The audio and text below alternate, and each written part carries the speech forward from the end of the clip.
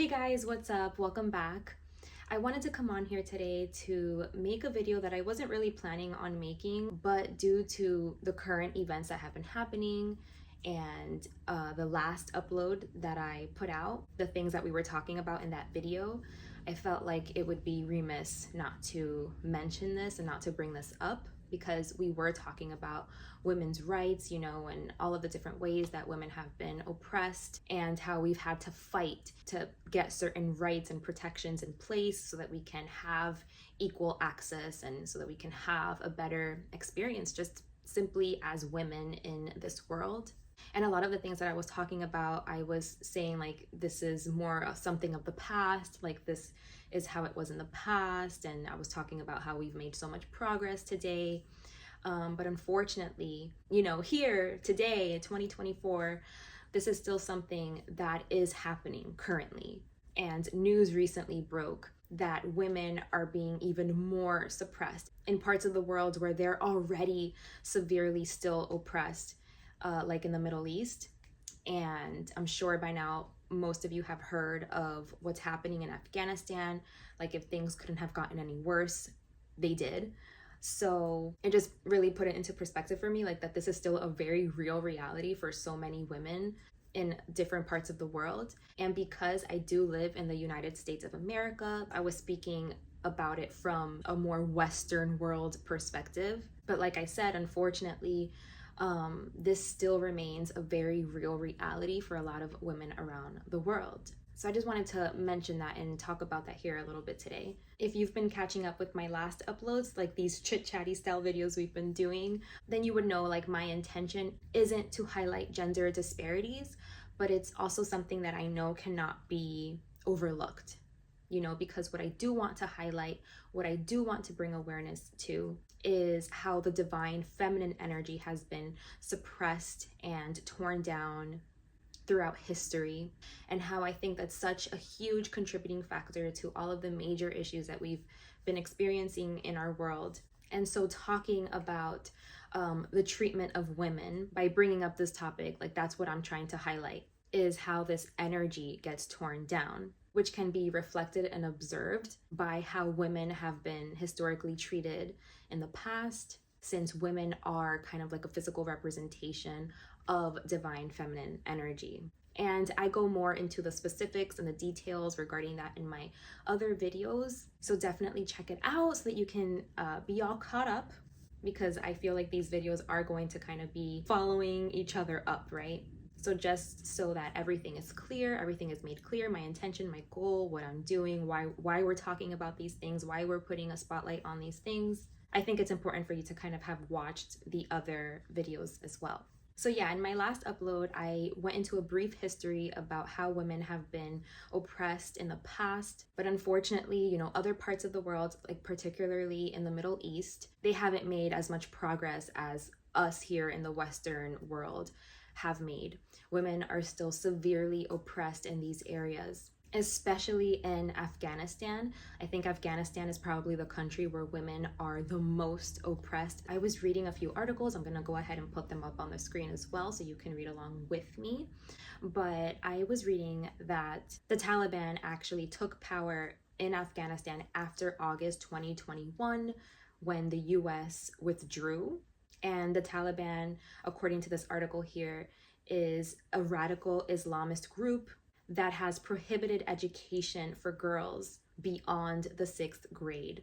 At this time, the Taliban said that it was just a temporary measure, but then the regime followed up with a procession of decrees and rules that robbed women of their rights to education, healthcare, a livelihood, and liberty. And schools never reopened. So it turns out that nothing about the Taliban's abuse of women was temporary. Many of these repressive measures have now been codified into a 114-page law on the promotion of virtue and the prevention of vice. Taliban leaders revealed the new law with penalties last week in the first formal declaration of vice and virtue laws in Afghanistan since the takeover. The new law underscores that the Taliban wants to create a society of gender discrimination in which the government silences women's voices, robs them of their rights, and makes them totally dependent on men. Afghanistan is experiencing the worst crisis of women's rights in the world today.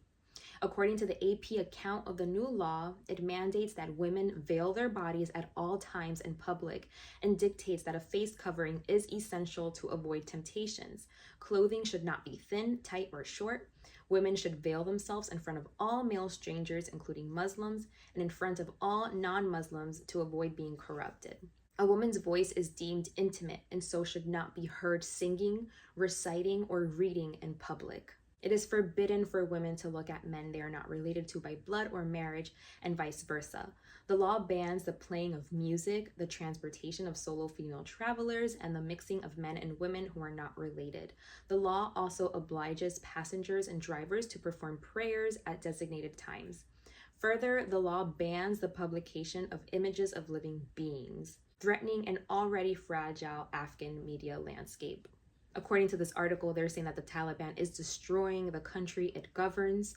The absence of women and girls from education and commerce, aside from being a gross violation of their human rights, will harm the nation's already floundering economy. The Taliban is afflicted with a sick and costly misogynism. In October 2022, it banned women from choosing agriculture, mining, civil engineering, veterinary medicine, and journalism as university majors, saying these subjects were too difficult for women. And in December of 2022, it banned women from public and private universities altogether. So right now in Afghanistan, girls cannot be educated further than the 6th grade.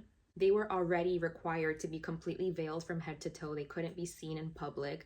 They were only ever allowed to go out with male guardians, whether it was like their fathers, their spouses, brothers, and sons. They were never allowed to go out themselves. And now, recently, news broke that they can't even speak now. They can't even speak in public. Their voices are not to be heard. They are not to sing. They are not to read. They're just not to be heard in public. I think I read somewhere that it said not even in their homes. Like they can speak in their homes, but like they just cannot be heard. So even if they're in their homes, they are not to be heard like from outside. So they have to be very like silent and quiet. Which if you think about it, this is like detrimental to these girls that are living over there, like that they can't fully express themselves, fully experience life. You know, this is going to hinder their development, like a normal, natural development. Which is insane to me that something like this, something this severe, is still happening like in 2024. Like that is mind-boggling to me. And it's also heartbreaking that this is the experience for women, that this is like real, this is actually happening, you know? But going back to this article, it's saying that on the day before the Taliban took over, you know, back in 2021, millions of Afghan girls were in school. More than a quarter of the members of parliament were women. Women were government ministers and judges and professors and helicopter pilots. Women were singers and painters and conceptual artists and actors. There was a girls' orchestra, and now all of that is gone. And, you know, they're just urging that the international community not look away. Wherever there are contacts with the Taliban, other nations should include women in the delegations and speak out constantly in defense of the rights of women in Afghanistan.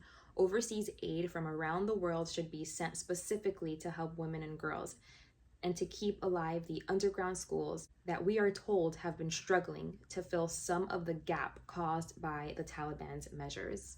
It would help keep hope alive among these women and girls to hear the United States speak out more about their plight.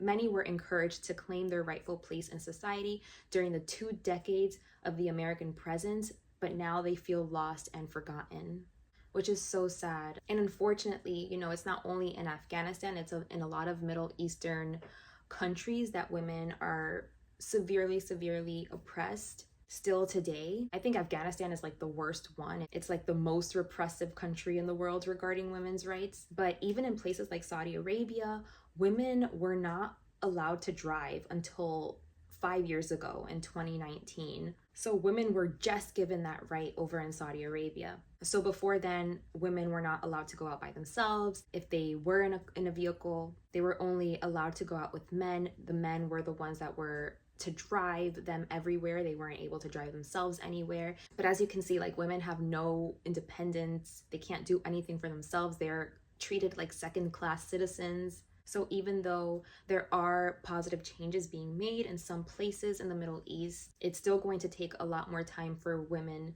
to get more leadership positions and for people to adapt to these changes. In other places like Jordan, Kuwait, Qatar, and Saudi Arabia, like we just mentioned, male guardians can report that women are absent from their homes, which can result in the women being arrested, detained, or forced to return home.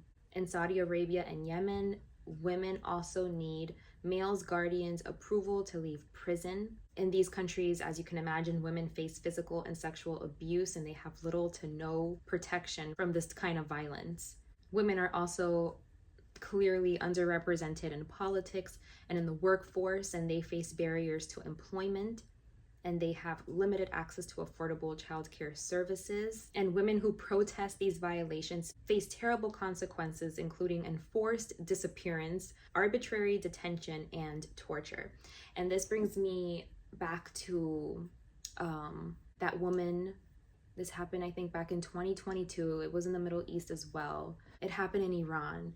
There was a 22-year-old woman. Her name was Mahsa Amini, and she died after a violent arrest for infringing hijab rules amid Iranian crackdown on women's dress. This article here says that this 22-year-old woman died in the hospital after being detained by the regime's morality police for allegedly not complying with the country's hijab regulations.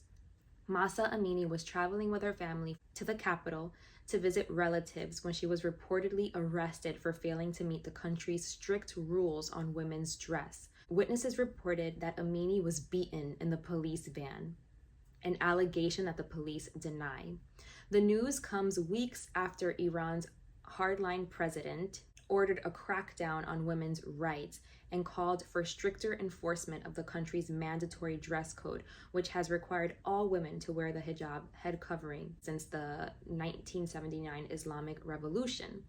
Amini's family were notified that she had been taken to the hospital hours after her arrest. She was transferred to an intensive care unit at Kasra Hospital. And according to a human rights organization over there in Iran, Amini's family were told during her arrest that she would be released after a re-education session. But then the police later said that she had suffered a heart attack. And her family, they disputed this because they were like, she was healthy and she had not been experiencing any health problems. And she was in a coma after arriving at the hospital, adding that they were told by the hospital staff that she was brain dead. So yeah, this girl, she basically violated the hijab law. Every woman is to wear one, a head covering, and I guess she wasn't wearing hers properly enough for them. And I don't know what happened, but somewhere in between her getting arrested and taking her, I guess, to jail, they had to take her to the hospital because they clearly beat her. There are witnesses that say that she was being beat up in the police van, and they left her in a coma before she eventually died at the hospital. And people were absolutely outraged by this.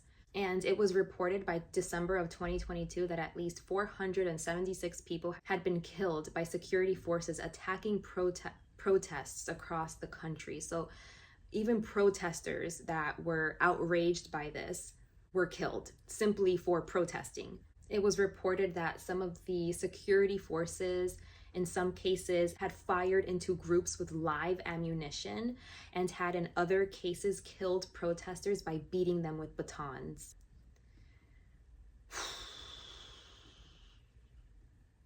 That is just horrible. I think I had another article over here. Let me see if I can pull it up.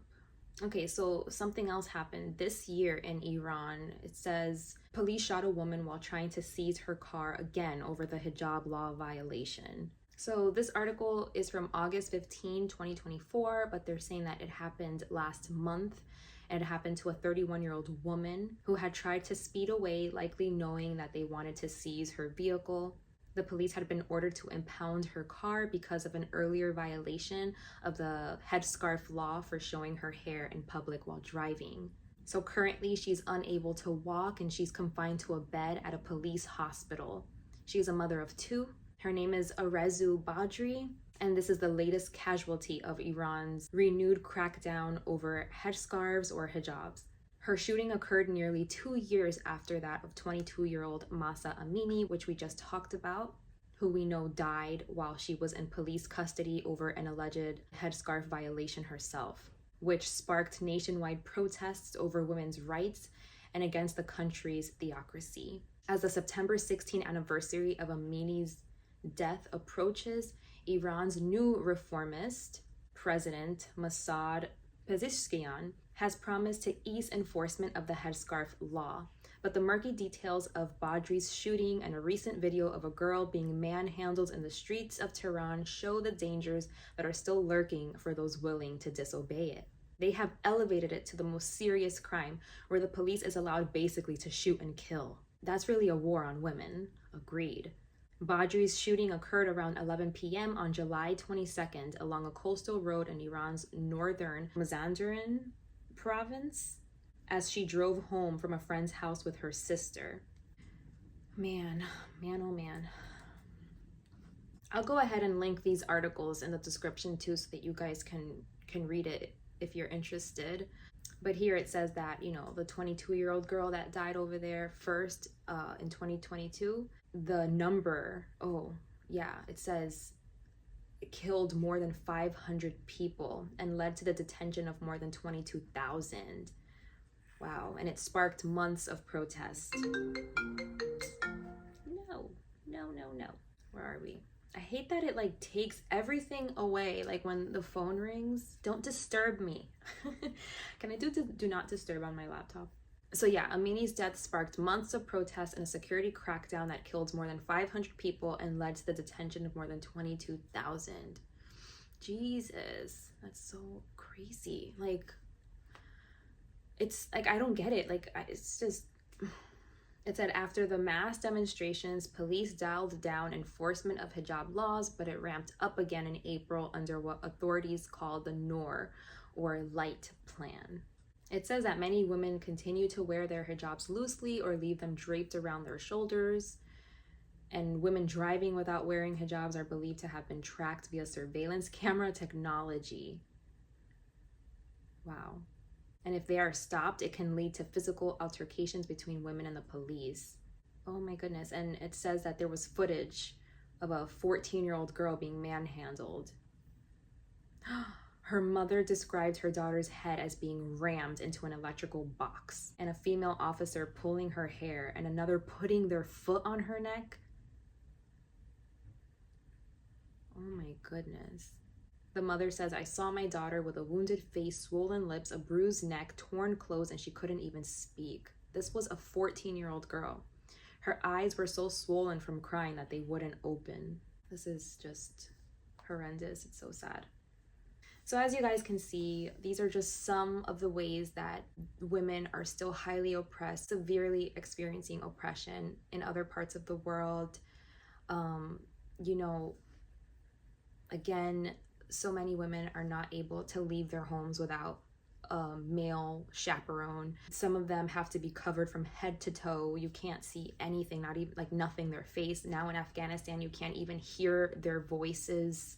I wanted to read it because I have an article here about it. I know it's something crazy, even in their homes. I read, hold on, let me see if I can find it. So it says the new Taliban laws that prohibit women from speaking or showing their faces outside of their homes have been condemned by the UN and met with horror by human rights groups.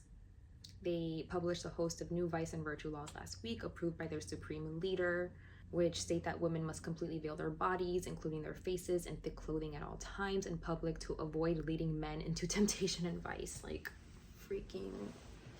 I'm going to talk about that too. I already have, but I have some things to say about that. Says women's voices are deemed to be potential instruments of vice and so will not be allowed to be heard in public under the new restrictions. They can't even sing.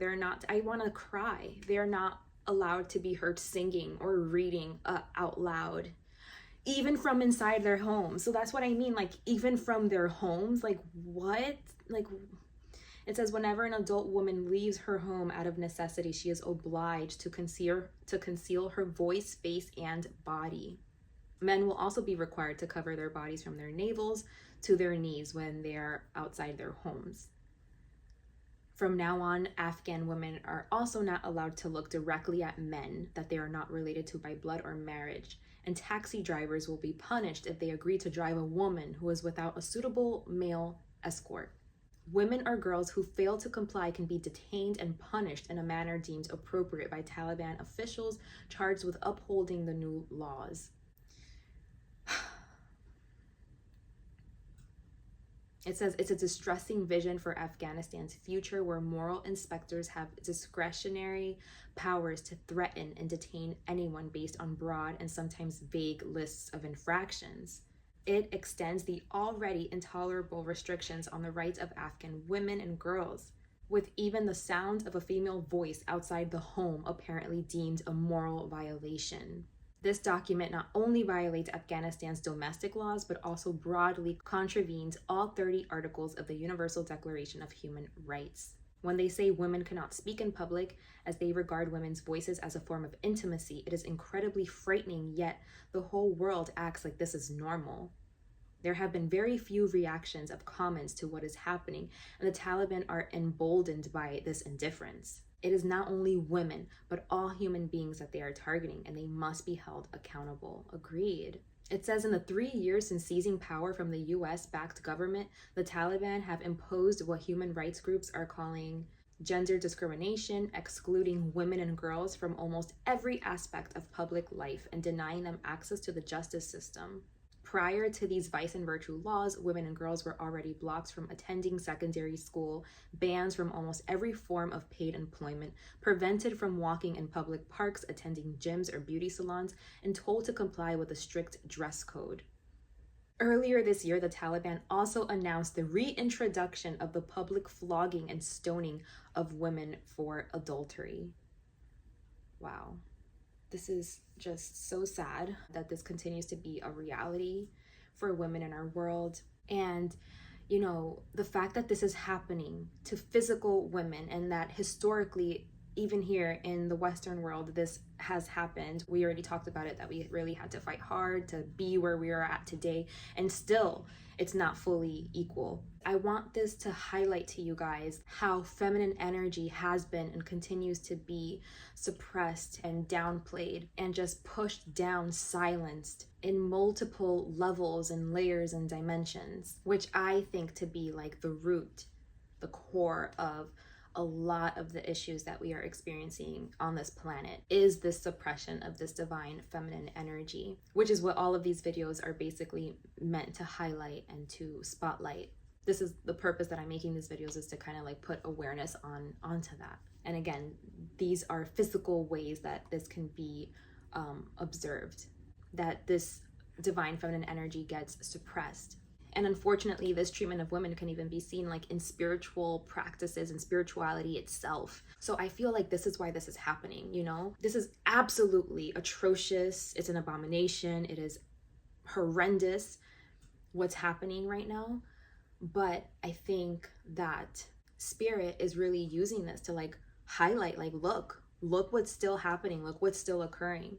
So that all of us as a collective can kind of reflect upon how it is that we view this divine feminine energy. And again, because women are linked to divine feminine energy, they're the physical representations of this energy, like observing and reflecting on how you view women and how you treat women and your perspective and on women, you know? And this isn't only like males. I'm not only talking to males, I'm talking to everyone, because everyone has some kind of bias, some kind of way that they perceive women, whether, you know, again, like they're uncomfortable with women dressing sexy in a certain way, they're uncomfortable with women showing skin, or people are triggered by beauty, people get jealous, get envious. It's like we're constantly just like tearing down women, which is a direct reflection of how we tear down this divine feminine energy that exists in all people and all things, not just women. It's just one of the ways that we can observed that it is happening. So I think that this is really like the divine's way of bringing this up to the forefront, of talking about this. I don't think it's a coincidence that I was kind of like inclined to make that last video that I made, and then soon after this broke out about the women in the Middle East that are still suffering tremendously and still not being treated fairly. And it also put it into perspective for me that I didn't even like consider these women, mention them, because again, like, I am coming from a very Western perspective. I live in the US, so I do want to get better about like being more inclusive about what's happening around the world, and not only having like a perspective from the Western world, but this is why I do have that perspective, because it's where I live, where I was born and raised. So naturally that's going to be my lens and my perspective, and like where I'm coming from, like my voice. But yeah, I just felt like this was absolutely necessary to bring up and to talk about, to highlight. I really don't have a solution except pray, and I ask God, like, what can we do, as a collective? And I think Spirit just wants us to use this as an opportunity to like see that this problem is real, it exists, for us to like reflect on it, and to use this to help rise that divine feminine energy. It's what I've been saying. We need to let the divine feminine energy rise up. There is a very real war on femininity, and it's been this way for so long, because like I mentioned, even in spiritual texts and spiritual teachings and the spiritual path itself, like, it was built around men. It wasn't built around women. Like, it doesn't talk about the woman's spiritual path. It only talks about like what that looks like for a man. And Spirit really wants to bring balance to this, and they want to awaken a consciousness around womanhood and around feminine values and femininity itself. Again, this is deep-seated stuff that needs to be looked at and needs to be revised, needs to be addressed, worked through, cleared around women, around this divine feminine energy, so that we can see like what we're allowing and how we're treating this energy. So this is an opportunity for those things to be highlighted, and so that we can all come together and pray and allow this divine feminine energy to rise up. We can help raise this energy. Like, this is just a reflection on a cellular level, how this energy is so suppressed, that look how it could still be manifesting in some parts of our world today. And if we, like, on a cellular level can find a solution, can help rise this energy, then I think we'll definitely start seeing some changes on the physical level. But it has to start like on a cellular level first, before we can see it happen like on a grander scale, like before we can see it manifest in our 3D world. So trying to be optimistic about something that's horrible, it's just seeing this as an opportunity to do that. Because clearly these countries, like, they're afraid of women. It's completely immature. They're afraid of the power that the divine feminine has. They're afraid of them finding their voices, finding their power.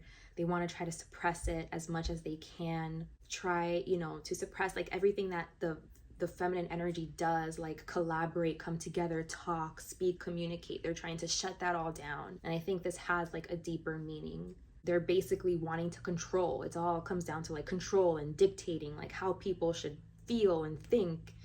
And they're trying to dictate consciousness and awareness, instead of like these things.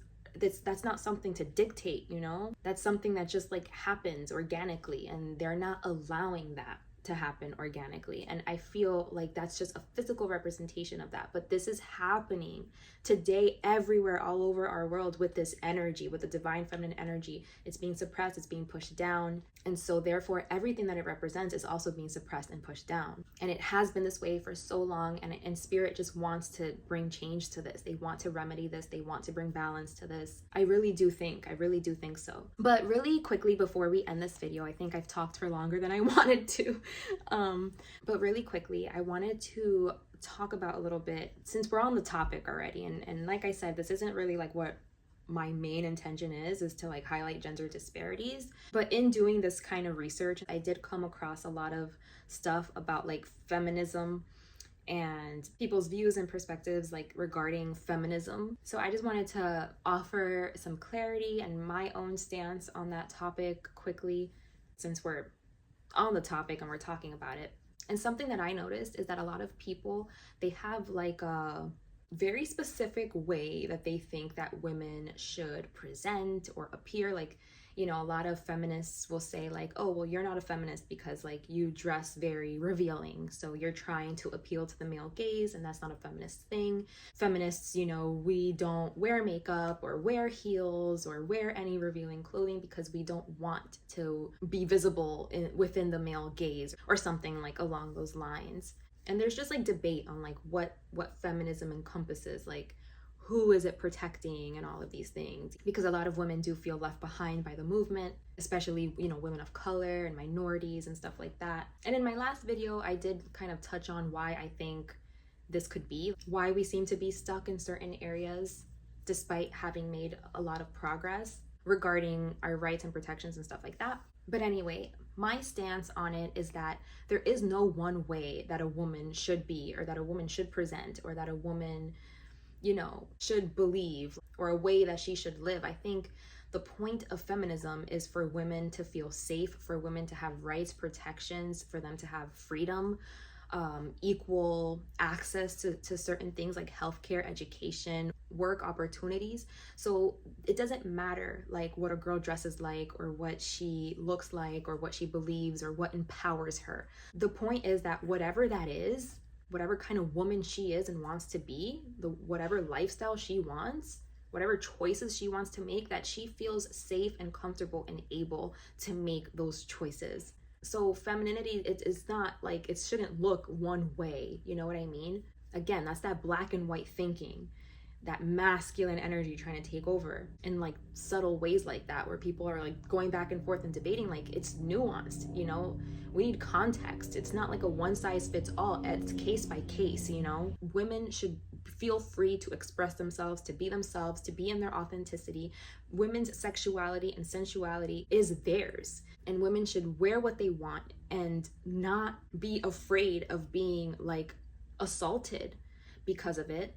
And then when assault does happen, not like blamed for their assault. You know what I mean? Like, you're justifying the abuse. You're highlighting it from the wrong perspective. You need to be highlighting the abuse and the abuser, and they're the one in the wrong, and it doesn't matter what she's wearing. She could literally be naked, and that is not her asking for it, because you're the one sexualizing her. Like, people have to understand, like, you are the one sexualizing her. Even if she is sexualizing herself, that's a real thing too. But like, everyone needs to be accountable of their behavior, of what they're doing. And a woman wearing whatever she wants to wear out in public, I feel like, yeah, she might get looked at, or she might draw attention. But as long as she's not being like harassed or assaulted, you know, then whatever. You can't get mad for people just simply staring. But if people are going to take that as an invitation that they can do whatever they want with you, or that you're asking for it, or that you clearly want it, like, that's your own bias. You know what I mean? Like, that doesn't reflect what that woman is doing or wants.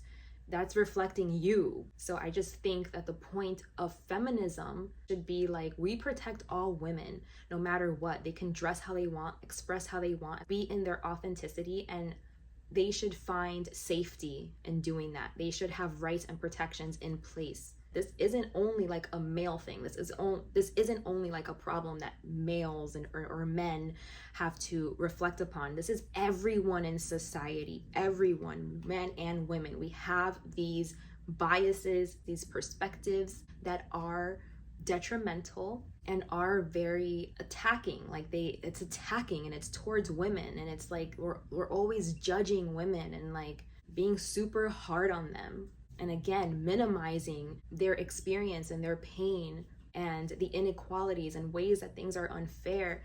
And I just think that all of this that's happening, it's to spotlight this, it's to put a huge spotlight on this. And how can we be more supportive towards women, towards this divine feminine energy, more understanding, more compassionate? Again, divine feminine energy is like, this is what that energy is. It's being understanding, compassionate, cooperative, open, loving.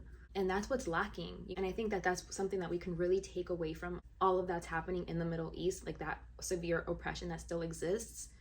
This is what we can take away from it. This is what we can highlight. This is what we can spotlight, so we can all reflect on this and reflect on how are we contributing to this problem?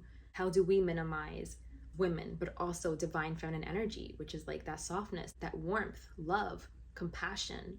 And how can we make this better? You know, like how can we make it just more pro-social and inclusive and loving? So yeah, I feel like I'm just repeating myself and I'm going on and on and on. I'm blabbing away. But this is what I want to do. Like, this is my intention with why I sit down and I make these videos and I talk to you guys about these things, because this is like what I want to highlight, so that hopefully we can put in the work that's required to make those changes first on that cellular level, like I said, so that we can then see it reflected on a grander scale here in our 3D material world. Okay, you guys, so this was a very spontaneous, impromptu, not planned video, but I felt that I needed to do it, all things considered. So next I will be working on a moon update, and then I will be doing the pick a card. And then after those 2 videos get put out, then we'll come back to another chit-chatty video. I already have the topic that I want to talk about next. So catch up with the last 2 if you haven't already, and I'll see you guys in the next one. Take care. Bye.